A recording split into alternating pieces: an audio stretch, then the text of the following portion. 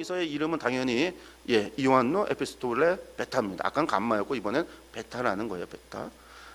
첫 절과 끝절 13절로 되어져 있군 짧은 서신입니다. 전체 보기 보시면 이것도 인사와 끝인사로 나누고 가운데 이제 본론이 두 가지 이야기가 있습니다.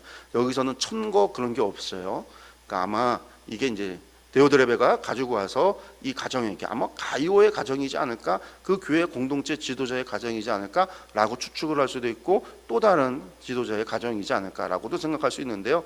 어쨌든 이것이 전달이 됩니다. 그래서 인사 시작합니다. 장로인 나는 택하심을 받은 부녀와 그의 자녀들에게 편지하노니. 부녀와 자녀들에게, 그러니까 한 가족 공동체라는 걸 알 수 있죠. 내가 참으로 사랑하는 자여 나뿐 아니라 진리를 아는 모든 자도 그리하는 것은 우리 안에 거하여 영원히 우리와 함께할 진리로 말미암음이다. 이 진리는 예수 그리스도를 말합니다. 주님으로 말미암아, 이 복음으로 말미암아 내가 너희를 참으로 사랑하는 자다.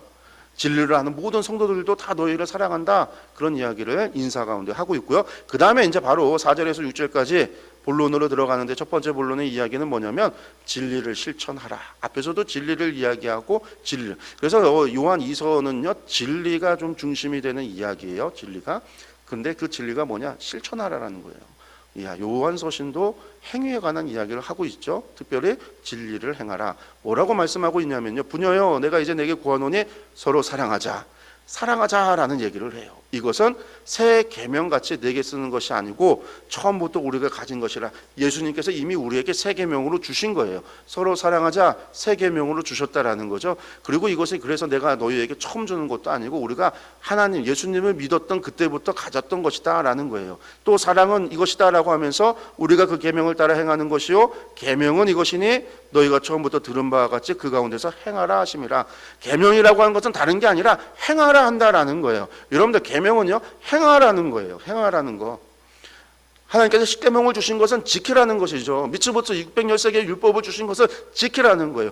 토라를 주신 것은요 그것을 지키라는 거예요. 예수님께서 율법을 완성하신 것은요 지키라고 하신 거예요. 예수님께서 우리에게 새 계명을 주신 것은 지키라는 거예요. 지키라는 거. 그게 진리라는 거죠. 그래서 진리를 행하라는 것, 다른 말로 주님의 계명을 지키라는 것. 그 계명은 뭐다? 새 계명이다라는 거죠. 그 다음에 또 진리를 지키라는 거예요. 이걸 빼앗기지 말라라는 얘기죠. 지켜야 된다라는 것은요 누군가가 빼앗으려고 한다라는 거예요. 그러니까 우리가 가지고 있는 것을 지키고 간직해야 된다는 얘기인데, 이 이야기가 뭐냐? 7절에서 9절에는 여기서 이제 적그리스도에 대한 이야기가 나옵니다. 미혹하는 자가 세상에 많이 나왔나니 이는 예수 그리스도께서 육체로 오심을 부인하는 자라. 이런 자가 미혹하는 자요 적그리스도다. 우리가 적그리스도 하면요 요한계시록에서 나온다라고 생각을 해요. 요한계시록에서 땅에서 올라오는 짐승, 13장에서 나오는 땅에서 올라오는 짐승, 그래서 666 이게 적그리스도다라고 생각을 하는데요, 여러분들 요한계시록에는요 적그리스도라고 하는 것이 언급이 안 됩니다. 적그리스도라고 말이 없어요. 요한계시록에서는요 땅에서 올라오는 짐승이고 그냥 짐승이고 거짓 선지자라고 이야기하지, 적그리스도라는 표현은 요한 2서, 요한 1서 두 군데서 기록하고 있는 거예요. 안티크리스토스에서 이것이 적그리스도다, 그리스도를 대적하는 자다라는 게. 왜냐하면 여기서도 지금 말하고 있죠. 미혹하는 자가 이미 많이 나왔다고요. 한 사람이 아니라고요. 이미 요한 시대, 요한이 편지를 쓰고 있었던 그 시기에 AD 90년경에 적그리스도가 많이 나왔다고요. 마지막 대환란 시대 때 어떤 적그리스도 하나가 나타나서 666 표를 주는 게 아니라, 적그리스도는 이 사도 요한이 편지를 쓰고 있는 이 시기에 이미 많이 나왔다라고 이야기하고, 이 적그리스도가 어떤 사람이냐? 표 주는 사람이 아니라 어떤 사람이라고요? 예수 그리스도께서 육체로 오심을, 성육신 하심을 부인하는 자라는 거예요.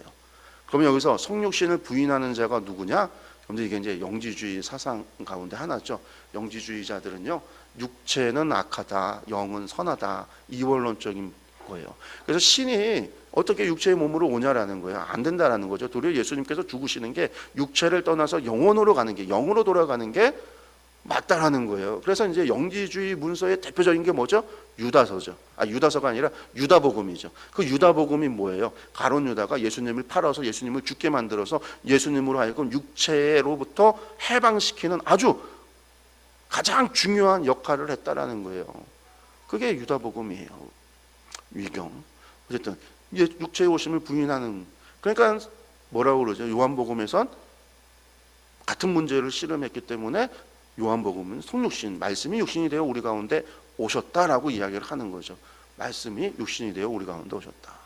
그 다음에 적그리스도를 경계하라라는 말을 이야기합니다. 경계하라, 뭐라고 하냐면 누구든지 이 교훈을 가지지 않고 너희에게 나아가거든 그를 집에 들이지도 말고 인사하지도 말라. 이 적그리스도를요, 집에 들이지도 말고 인사하지도 말고 교제하지도 말라, 멀리하라라는 거예요. 사도적인 교훈과 다르면 이 교훈이라는 건 사도적 교훈, 요한이 전했던 복음, 그것과 다르면 집에 들이지도 말라라는 거예요.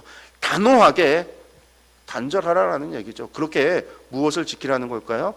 복음을, 너희의 진리를 지키라라는 이야기입니다. 그게 지금 지도자 공동체 가정에게 전하는 말이에요.